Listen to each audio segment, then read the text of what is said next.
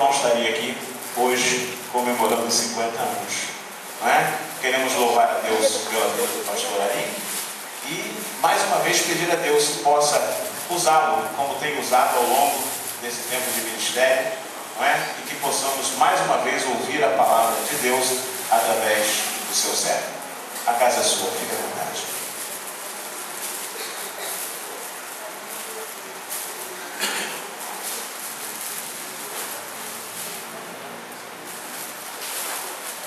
Nós queremos nesta hora saudar a toda a igreja com a doce paz de nosso Senhor e Salvador Jesus Cristo. Amém, irmãos? Amém. Glória a Jesus.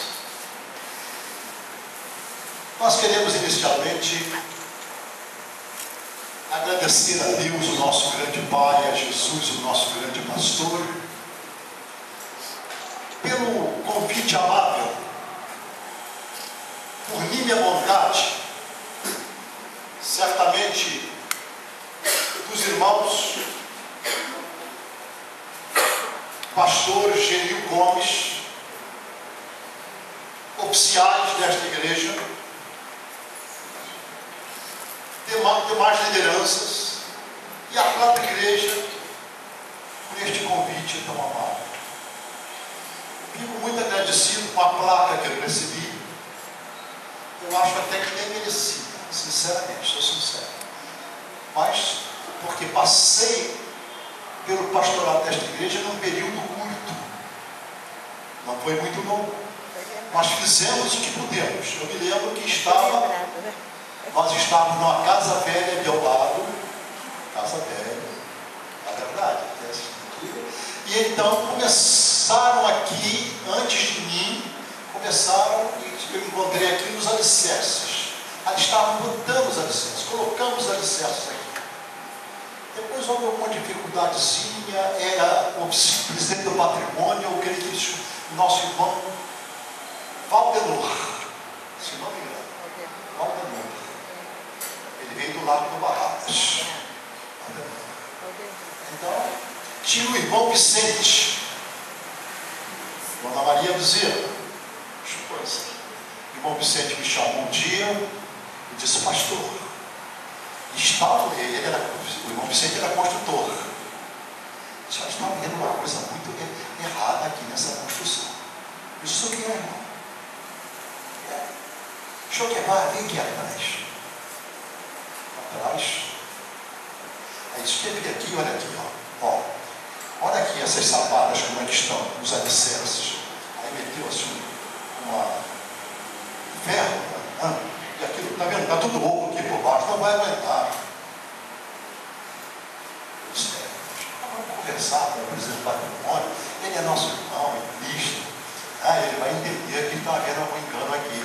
Aí conversei com o nosso irmão, ele veio, depois o irmão Vicente, calma, que isso tudo vai ser resolvido, vai se consertar. Não vamos permitir que se construa o nosso templo sem fundamento.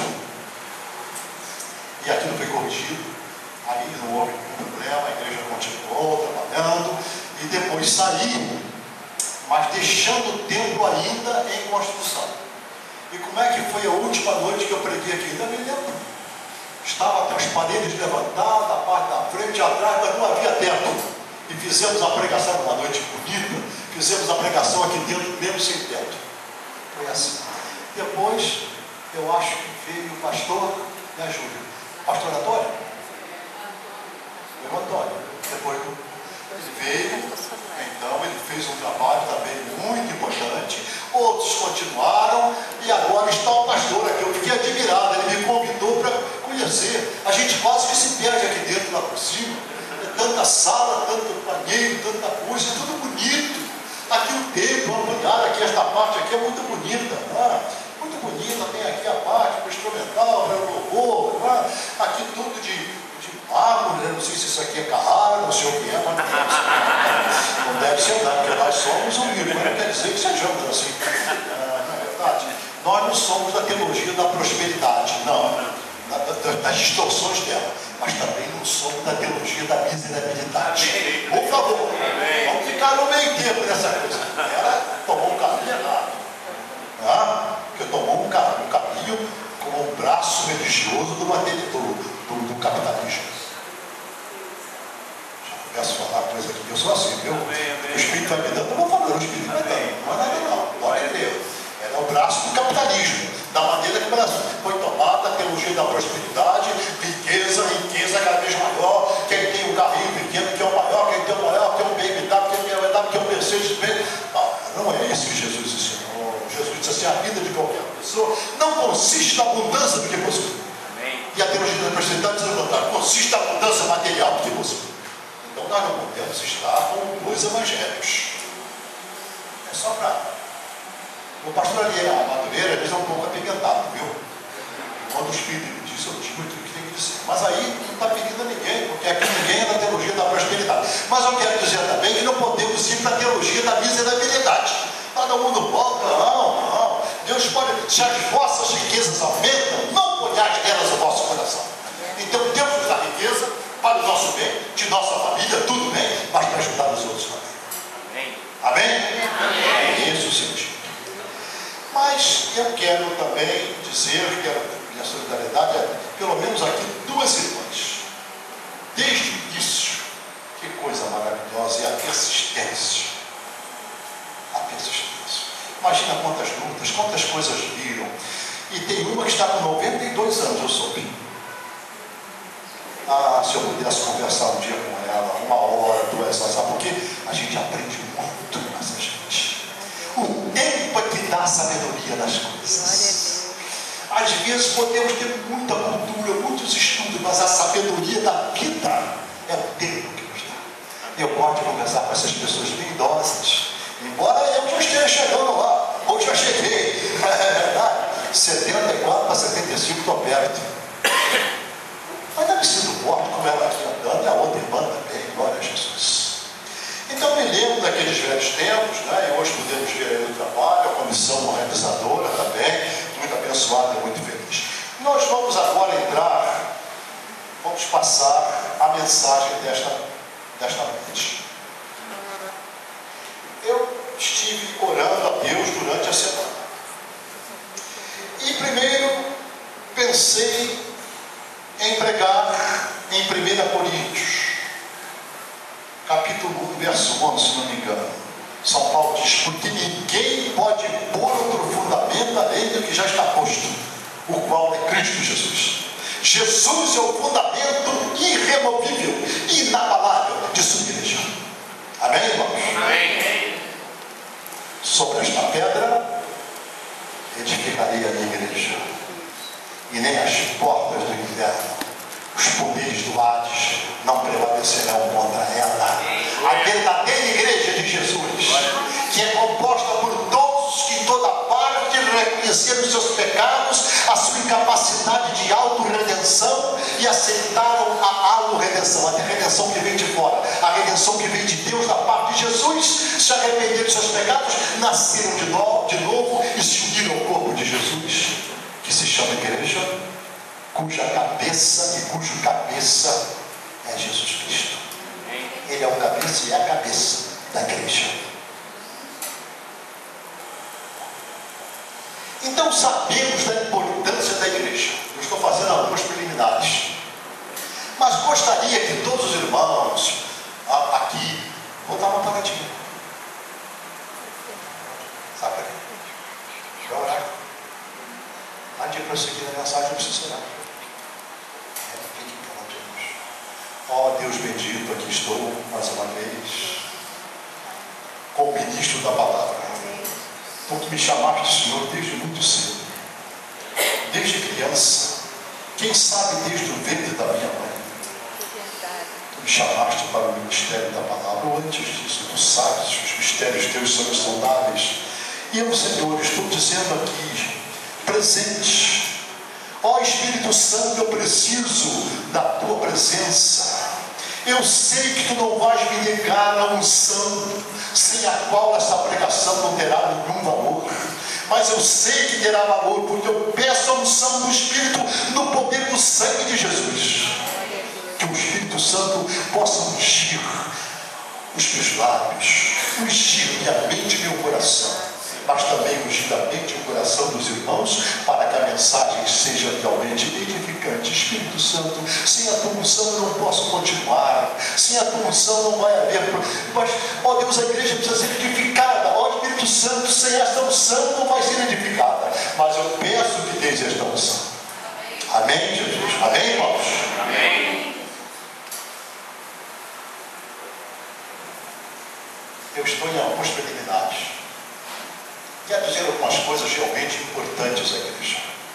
Conquanto saibamos que a igreja de Jesus Cristo na terra é uma instituição da maior importância, porque nenhuma outra instituição pode cumprir a missão da igreja, de levar o evangelho, a principal, a grande função, a toda a criatura. Não pode. Mas eu quero dizer também, chamar a atenção, prestem bem atenção, isso que eu vou dizer. São verdades profundas, são verdades importantíssimas. Conquanto a igreja seja uma instituição fundada pelo próprio Jesus, mas ela foi fundada com uma missão.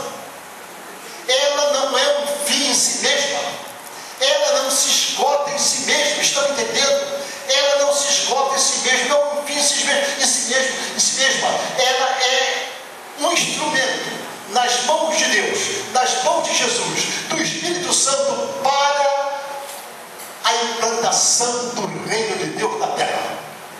Se a igreja perder, e já perdeu esta visão, se alguém aqui nunca teve esta visão, e precisa estudar um pouco mais a palavra, precisa meditar um pouco mais, porque pensa que a igreja é um fim em si mesmo, ela se escolhe assim, não, ela é um instrumento com uma missão. E nesta noite, eu orando a Deus, e quando folheava o meu celular em oração, veio aqui esta mensagem. Eu ficarei muito contente, sei que quando Deus toca em nossa mente, em nosso coração, é porque a igreja precisa da mensagem, ou pelo menos alguns precisam da mensagem. E eu espero que os irmãos recebam de todo o coração, olhando para Jesus, buscando no Espírito a capacidade que Ele dá de sabedoria, de iluminação, de compreensão, de aceitação, de quebrantamento diante da mensagem.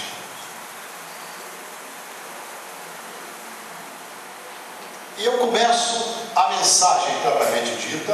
Eu quero nesta noite falar sobre discipulado cristão. Os irmãos devem dizer bem, mas nós já ouvimos muitas vezes isso. Glória a Deus. Discipulado cristão.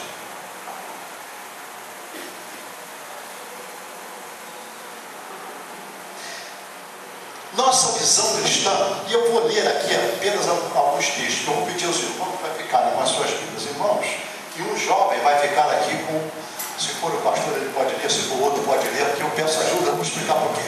Eu estou com dificuldade de ler, né? Tenho dificuldade de ler assim, de repente, né? E não é que eu não saiba ler não, viu?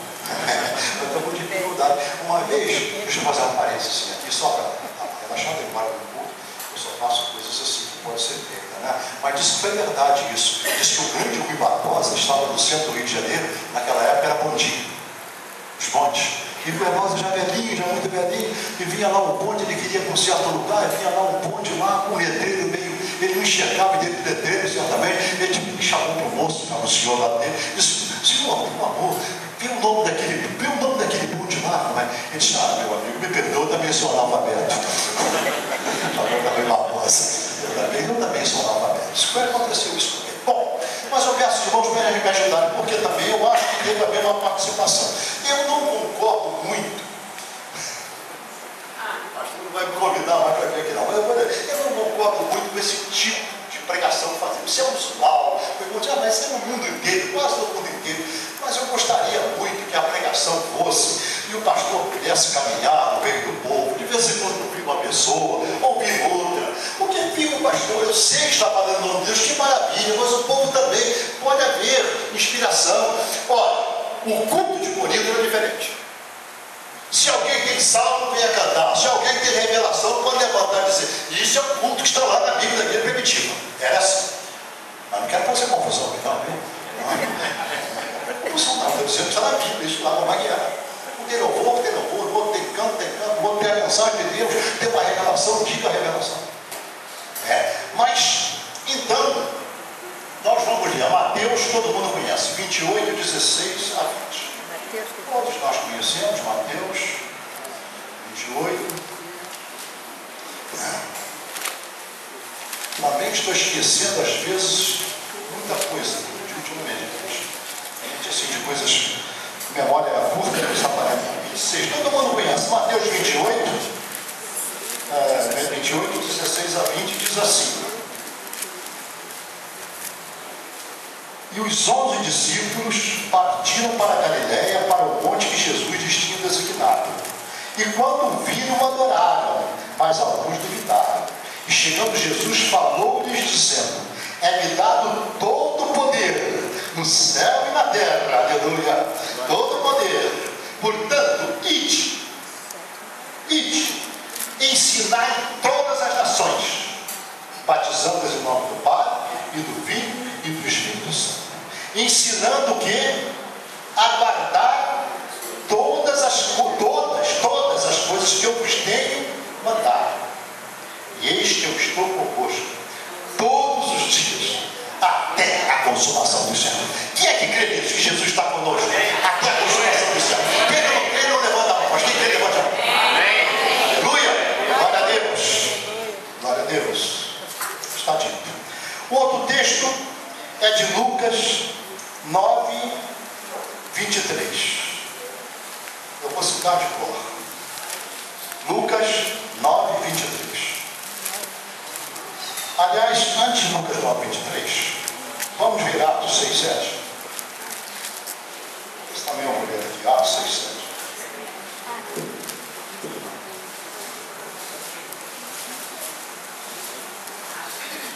Atos 6, verso 7. A palavra depois está sempre na palavra. Atos 6, verso 7. Diz assim, Atos 6, 7. E crescia a palavra de Deus. E em Jerusalém, o que? Se multiplicava muito o número dos discípulos. E grande parte dos sacerdotes obedecia por fé. A igreja primitiva teve uma explosão de crescimento depois do dia de Pentecostes. Atos 1:8. Se esquecermos de Atos 1:8, não faremos nada. Mas recebereis poder ao descer sobre vós o Espírito Santo. E ser-me-eis testemunhas, tanto em Jerusalém, como em toda a Judeia e Samaria, e até os confins da terra. Amém. Muita gente entende diferente isso aí. Primeiro Jerusalém, depois Judeia, depois Samaria, depois os confins da terra. Não, lá no grego a conjunção é concomitante, tanto ao mesmo tempo, tanto em Jerusalém quanto em toda a Judeia e Samaria. Não podemos esperar que toda aqui, Vista Alegre, Vila Floresta, se converta, ou São Gonçalo, para depois irmos a outras cidades, não, outros países, não. Temos que ir. Não é justo que alguns ouçam muitas vezes o Evangelho, enquanto outros não convidam. Imagina a multiplicação dos pães, né? Se os apóstolos que vieram ajudar Jesus ali, passar só nas fileiras da frente, né? Tinha 5.000, só na frente, só para lá e para cá, e os outros lá atrás. E eu gritava, aí nós aqui, como é? É verdade? Então a igreja às vezes perde a visão missionária. Essa visão missionária. Mas eu estou ainda, e Lucas 9, 23. Será que eu vou errar? Não vou errar, não. Lucas 9, 23. Lucas 9, 23. Se alguém quiser vir após mim, se alguém quiser me seguir, se alguém quiser ser meu discípulo, o que é que faz? Renuncie-se a si mesmo e tome cada dia a minha cruz, a sua cruz, tome cada dia a sua cruz e siga. Jesus nunca enganou ninguém, nunca veio com pílula dourada, com tijolo, com canto da sereia. Não, Jesus era correto, fiel, dizia sempre a verdade. Ele nunca enganou ninguém. Se alguém quiser me seguir, não é obrigado, não. O discípulo é livre, é espontâneo. Se alguém quiser, tem liberdade, tem livre-arbítrio. Se alguém quiser me seguir, a primeira coisa é, ele pediu a coisa mais difícil. Mais difícil, não é? Não é mais difícil que vocês acham que não. Negue-se a si mesmo.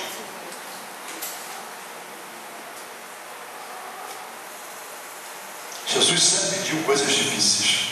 Nós é que às vezes não temos direito. Porque nós, para falar isso é assim, pastor. Você sabe que temos, você sabe quantos evangelhos são? Quantos são os evangelhos? Quantos são os evangelhos? Hein? Todo mundo sabe? 4, né? Parece que não. Alguns crentes, ou muitos crentes, criaram o quinto evangelho. Tiraram um bocadinho de cada um, só do que interessa. Já viu aquelas caixinhas de promessa? Não tem nada errado, nada enfeito. Tudo é bom, tudo é bom. Tipo ali, Deus é o nosso amor, Deus é maravilhoso, em Jesus e tal. Vinde a mim, todos vós que estáis cansados e oprimidos, e eu vos aliviarei. Oh, que maravilha! Maravilharei. Aprendei de mim, que sou manso e humilde de coração, e encontrareis descanso para as vossas almas. Tomai sobre vós o meu jugo. Epa! Isso não é do quinto evangelho. Tomar jugo, não. De qualquer compromisso, ninguém quer. Muitos não querem. Tomai sobre vós o meu jugo. Jugo não quer. Não reunir aquilo tudo que interessa, mas o que não interessa deixar de lado. Isso é muito ruim. Nós temos que ler a palavra de Deus com sinceridade, com honestidade, ver o que Jesus ensina, o que ele pede, o que ele exige. Também Jesus não enganou ninguém. Muita gente fica com muita conversa fiada por aí, desculpa. Não vai ter que ter uma compreensão do que eu vou dizer. Jesus disse assim: no mundo tereis aflições. Enganou, não? Se converteu, a saúde vai ser de ferro. Às vezes acontece. Pela fé, glória a Deus. Não vai ter mais problema nenhum na vida. Pode não ter, pode ter rompendo com alegria. Isso é outra coisa, né? As irmãzinhas aí antigas, né? Ele disse: no mundo tereis aflições. Agora não ficou aí, não. Mas tem de bom ânimo. Eu venci o mundo. E certamente que nós vencemos. Então o que eu quero dizer aqui é o seguinte. Eu vou até resumir um pouco da seguinte maneira. Nossa educação cristã, religiosa, teológica, tem sido muito enfática no que tange ao nosso relacionamento como membros do corpo de Cristo, do que como seus discípulos. Há uma diferença entre membros do corpo de Cristo discípulos de Jesus. Então eu começaria perguntando a você, e cada um responde para si. Responda no seu coração. Você é um discípulo de Jesus ou um simples membro de igreja? Essa pergunta é boa. Tem uma diferenciação muito grande. Você é um simples membro, você é um discípulo de Jesus ou é um simples membro de igreja? O que é você? Nossa visão de igreja tem sido bastante distorcida. Não vemos a igreja como uma comunidade solitária. De um modo geral, não vemos a igreja como uma comunidade solitária. E essa comunidade solitária, lá está em Atos 2, 42 a 47. Eu não mandei ninguém trazer papelzinho, nem coisa, mas eu não vou poder ler isso tudo. Lá vocês sabem como é que a igreja primitiva vivia. Como é que os crentes viviam na igreja primitiva. Não faltava nada uns aos outros. Tinham tudo em comum. Os mais ricos ajudavam os mais pobres. Tinham tudo em comum. Era assim.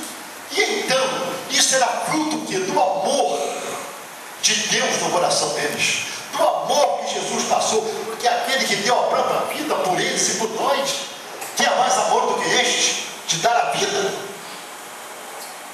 Eles tinham um grande amor. E dizem que os pagãos, no tempo dos neros, dizem dos romanos e de outros povos lá, dizem que eles babavam diante dos cristãos. Dizem que muitos diziam assim: olha, vejam como eles se amam, vejam como eles se amam, que coisa diferente. Será que hoje as pessoas de fora podem dizer a mesma coisa ao chegar em nossas igrejas? Não sei.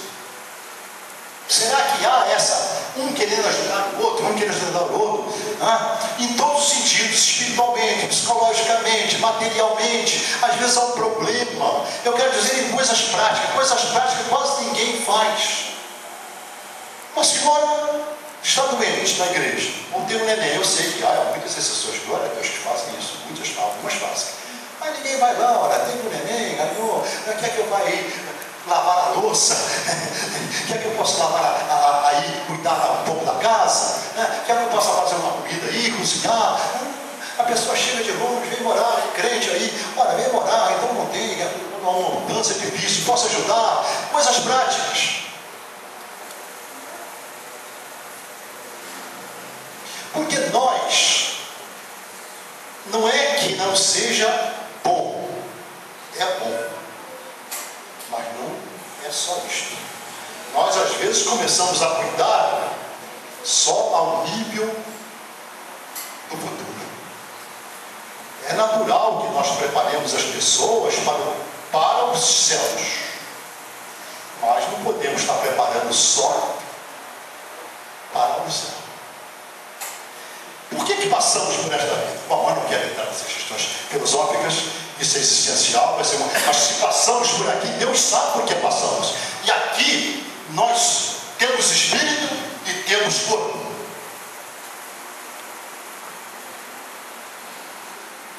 Quem é dicotomista? Quem é dicotomista? Corpo, alma e espírito. Mas não vamos entrar nessa questão, é uma questão muito complicada. Mas nós temos que olhar para o ser humano, para os crentes, como pessoas integrais, como pessoas unas.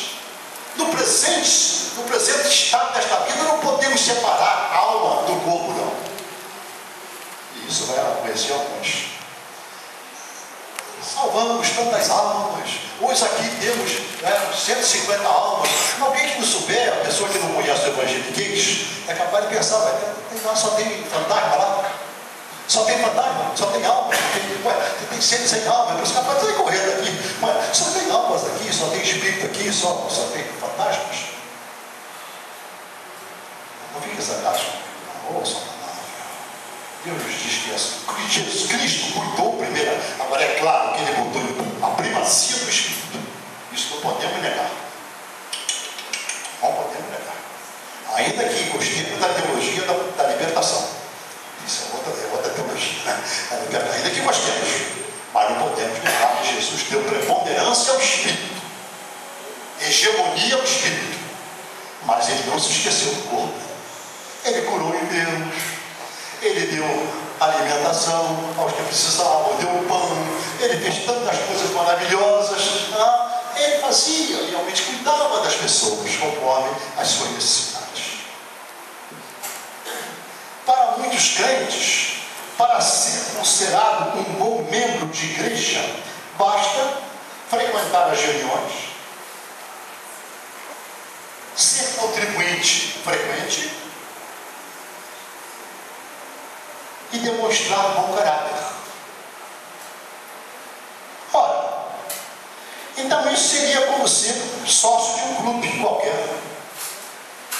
Quem é sócio de um clube geralmente frequenta um clube, paga as suas mensalidades e procura não envergonhar o nome da instituição. Essa igreja é muito mais do que isso. É muito mais do que isso.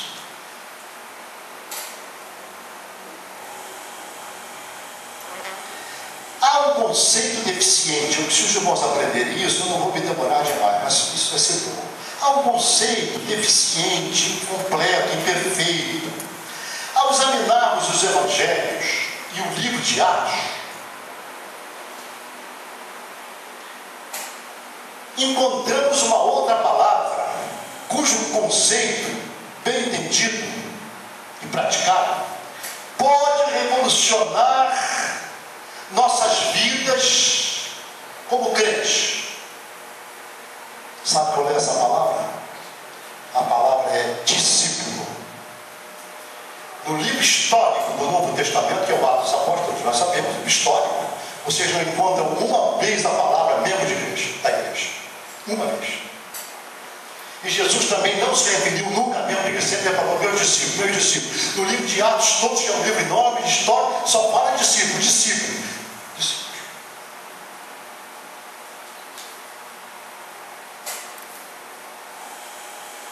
Agora, de acordo com o ensino bíblico, o que é ser um verdadeiro discípulo de Cristo?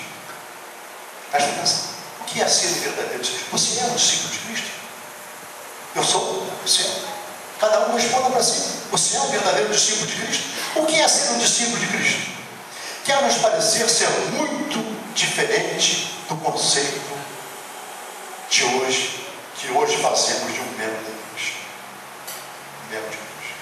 Discípulo é aquele que aprende a viver conforme o seu mestre.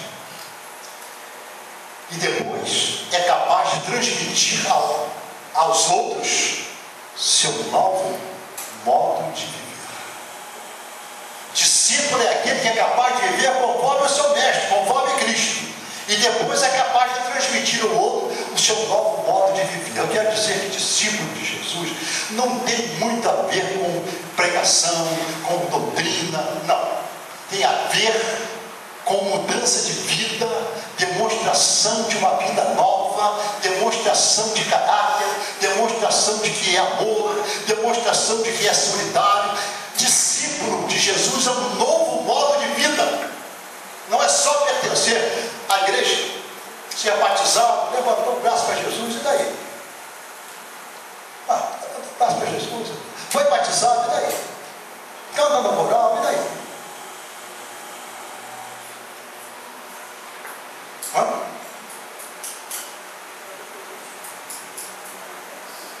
É uma transformação de vida, transformação de caráter. Foi isto o que São Paulo tinha em vista quando nos diz, agora peço ajuda aí, por favor. Peço ajuda. Filipenses 4:9. Se alguém vai ter comigo o microfone para dar para ajudar também, vai ajudar aqui. Isso aí é solidariedade, é discipulado também. Ajuda de um velho. Vamos lá. Então, vamos lá. Filipenses 4:9. Filipenses 4:9, exatamente. O que também aprendestes e recebestes e ouvistes e vistes em mim, isso fazei, e o Deus de paz será convosco. São Paulo está dizendo aí claramente: o que ouvistes, o que vistes em mim, isto fazei. Praticar. Isso é discipulado. E 1 Coríntios 11:1. 1 aos Coríntios 11, verso 1. Quem achou pode ler, então.